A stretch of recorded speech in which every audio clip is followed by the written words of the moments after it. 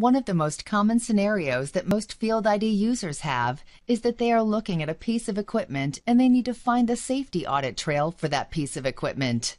Within Field ID, finding a piece of equipment is extremely simple. Within every section in Field ID, we have what we call the Google for all of the equipment and assets you manage and maintain. At any time, you can view this search screen at the top right. Let's pretend we have a harness that has an RFID chip. At any time, we can use an RFID scanner to scan the chip ID into the Find screen.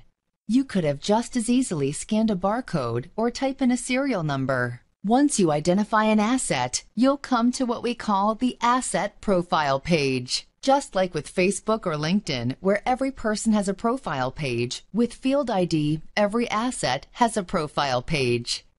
The profile page starts off at a very high level of detail and gets more detailed as you go down. For example, it starts off with simple identification, such as the serial number or RFID number. The middle section is where the equipment is located and who it is assigned to. At the very bottom, there is asset-specific information. In this case, you can see attributes that are specific to a harness, such as leg connectors or chest connectors. This is completely specific based on the type of asset. For example, it is completely different for a facility or even a person. The profile page has additional information on the right side, as well as the latest event and any upcoming events in what we call the activity feed. The profile page for an asset is the one-stop safety shop for everything related to this asset. With one click, we can view the safety audit trail for this asset.